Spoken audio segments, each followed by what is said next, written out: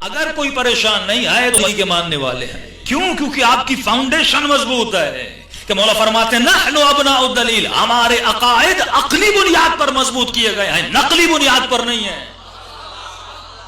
اور یہ نقلی اردو والا میں نے نہیں کہا، یہ نقلی حدیث والا ہے کہ ہمارے عقائد کی بنیاد، کیونکہ ہمیں نقل کرنی ہے فروع دین میں، اصول میں عقل سے کام لینا ہے. اگر ہم نے اصول دین میں بھی نقل کی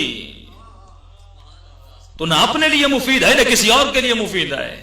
تو عقیدہ فاؤنڈیشن ہے، عقیدہ بنیاد ہے. اگر بنیاد کمزور ہوگی، اور آپ کتنے مدرسے بنا دیں، اگر ایک پڑھا لکھی بنیاد والا شخص آئے گا اس کی بنیادوں کو ہلا دے گا.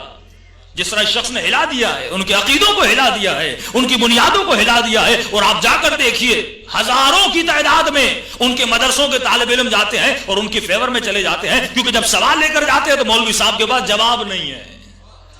وہ زمانہ گزر گیا کہ آپ یہ کہیں کہ شیعوں کی مجلسوں میں مت جائیے، وہاں یہ کچھ ہوتا ہے، تب کوئی آتا بھی نہیں تھا. لیکن آج زمانہ فیس بک کا ہے، آج سوشل میڈیا کا زمانہ ہے. ہر نوجوان کے جیب میں موبائل پڑا ہوا ہے، اگر اسے کوئی کلپ نظر آتا ہے وہ فوراً جواب کے پیچھے جاتا ہے. اور جب انسان کے وجود میں ایجوکیشن اور انسان کے وجود میں علم بڑھتا ہے، اس کے وجود سے تعصب کم ہو جاتا ہے. تعصب جہالت کی نشانی ہے. جب علم وجود میں آتا ہے تو انسان حقیقت کے پیچھے جاتا ہے. اب جب حقائق عالم اس کے سامنے آتے ہیں وہ ماننے پر مجبور ہو جاتا ہے. پہلے کہا جاتا کالا کپڑا نہ پہنا جائے، اب کہتے ہیں کالا ماما بھی پہن سکتے ہیں. پہلے کہا جاتا تھا کہ سبیدیں نہ لگائی جائیں، اب خود سبیدیں لگا رہے ہیں. پہلے کہا جاتا تھا جلوس نہ نکالا جائے، اب خود خلیفہ اول کا جلوس نکال رہے ہیں.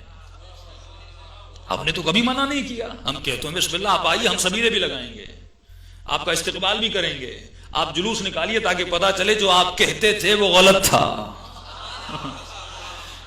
ہم جو کہہ رہے ہیں وہ صحیح تھا. جلوس نکالنے میں کیا عیب ہے؟ اسی طرح ہر چیز اگر آپ دیکھ رہے ہیں عقائد کے حوالے سے، جب بنیادیں کمزور ہو تو ہر انسان پریشان ہو جاتا ہے. آپ کی بنیادیں مضبوط ہیں، یہ الگ بات ہے، ہمارے اندر بہت اختلافات ہیں، لیکن ہماری جو باہر کی بنیاد ہے وہ بہت مضبوط ہے. اس بنیاد کو آج تک کوئی ہلا نہیں سکا. جو بنیاد بنیاد ولایت ہے، جو بنیاد بنیاد نبوت ہے، جو بنیاد بنیاد توحید ہے. ہمارے توحید کا عقیدہ پیوریفائی ہے، بہت خالص عقیدہ ہے. ہماری نبوت کا عقیدہ بہت خالص عقیدہ ہے. ہماری امامت کا عقیدہ بہت خالص عقیدہ ہے. ہماری قیامت کا عقیدہ، عدل الہی کا عقیدہ بہت مضبوط عقیدہ ہے. کوئی اس کی دیواروں کو ہلا نہیں سکتا. ہمارا خدا وہ نہیں جو کعبے کی چھت پہ اتر آئے، ہمارا خدا وہ نہیں جس کا پاؤں جہنم میں چلا جائے، ہمارا نبی وہ نہیں جو 40 سال سے پہلے نبی نہ ہو. تمام تر ہمارے عقائد قرآن اور عقل کی بنیاد پر ہے. جو دین عقل کی بنیاد پر ہو، قرآن کی بنیاد پر ہو، حدیث کی بنیاد پر ہو، اس دین کی بنیادیں کوئی ہلا نہیں سکتا.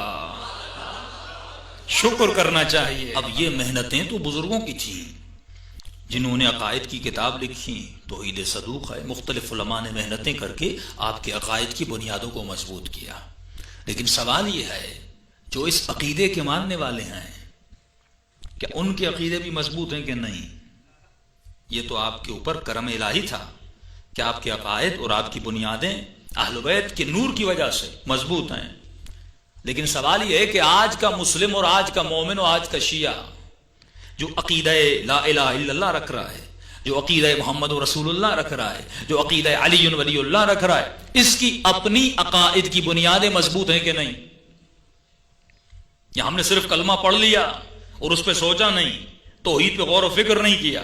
پھر میں کہتا ہوں ہمارے عقائد عقلی ہیں، نقلی نہیں ہیں. تبھی جب انسان مر جاتا ہے تو تلقین پڑھائی جاتی ہے، ہلا ہلا کر کہا جاتا ہے اسمع وافہم، سن اور سمجھ. تم سے پوچھا جائے گا تمہاری کتاب کون سی ہے، تمہارا رب کون ہے، تمہارا امام کون ہے. تو سوال یہ پیدا ہوتا ہے جو پوری زندگی مجلس میں آ کر اللہ اللہ اور علی علی کرتا رہا، اس سے کیسا سوال؟ جو دن رات نمازیں پڑھتا رہا اس سے پوچھا جائے گا کہ تمہارا رب کون ہے. جو قرآن پڑھتا رہا اس سے پوچھا جائے گا کہ تمہاری کتاب کیا ہے. کہا یہ ماجرا کیا ہے؟ کہ اس لیے پوچھا جائے گا تاکہ یہ جواب کیا دیتا ہے، اس نے اپنے رب کو اپنی عقل سے مانا ہے یا نقل سے مانا ہے، اس نے علی کو عقل سے مانا ہے یا نقل سے مانا ہے، اس نے کتاب کو عقل سے مانا ہے یا نقل کا مطلب کیا ہے؟ آپ امتحان میں گئے، پاکستان کا تو بڑا کاپی کلچر ہے نا، آپ کو تو زیادہ پتا ہوگا. جو بندہ نقل کر کے امتحان میں واپس آئے پاس ہو جائے گا، لیکن اگر باہر اس سے وہی کوشچن کیا جائے وہ جواب نہیں دے پائے گا. क्योंकि उसने नकल किया है। अगर आपने अपने अकीदे में नकल की और पूछा जाए कि अल्लाह को मानते और अल्लाह है तो क्यों है, कैसा है, और जवाब ये मिले कि किबला मैंने बचपन से मौलाना के कहने पर कलमा पढ़ा, मौलवी की डंडी के जोर पर कलमा पढ़ा, मैंने वालिद के कहने पर कलमा पढ़ा। अगर मैं याद ही मदद कहता हूं तो इसलिए कहता हूं क्योंकि मेरा मुआशरा कहता था, मेरे माँ बाप कहते थे, मजलिस में नारे लगाए जाते थे। अगर मैं अली को मौला मानता हूं तो इसलिए मानता हूं क्योंकि बचपन से माहौल ये था। तो फरमाया ये नकली अकीदा है, अकली नहीं है। इसी पे खुदा पूछेगा अगर मेरा कलमा पढ़ा तो क्यों पढ़ा, अगर मुझे रब माना तो क्यों माना। ये अलग टॉपिक, इसमें जाना नहीं चाहता। अगर मोमिन ये कहेगा खुदा मैंने तुझे अपने माँ बाप के कहने पर माना, मैंने दोस्तों के कहने पर माना, मेरी सोसाइटी मुस्लिम थी मैंने इसलिए तुम्हारा कलमा पढ़ा, तो अल्लाह की आवाज आएगी फिर मैं उस बुत परस्त का क्या करूं जिससे मैं पूछता हूं कि तुमने बुतों को क्यों पूजा, वो भी यही कहता है मेरी सोसाइटी हिंदू थी। तो फरमाया फिर उसे भी जन्नत में भेजना पड़ेगा अगर तुझे जन्नत में भेजना है। अगर मुझे माना है तो अक्ल के जरिए से मान, अगर मुझे माना है कयामत को मानो तो अक्ल के जरिए से, कब्र को मानो तो अक्ल के। गफलत इंसान के जहन में क्यों आती है? हर इंसान को यकीन है मुझे एक न एक दिन मौत आएगी, लेकिन ये इंसान कब्र से इतना गाफिल क्यों है? क्योंकि अपनी कब्र को अक्ली तौर पर नहीं माना, जस्ट एक अकीदा बना दिया। या अली मदद तो कहता है लेकिन अकली तौर पर इसका अकीदा पुख्ता नहीं है। फिर कहता है या अली मदद कहता हूं तो अली मदद क्यों नहीं करते? भाई कैसे करेंगे जब तुम्हारा अकीदा पुख्ता नहीं होगा। इब्राहिम के लिए आग गुलो गुलजार बन सकती है, तुम्हारे लिए नहीं बन रही। इतने उलमा गुजरे, उनको इमामों की ज़ियारत हुई, शफा मिली।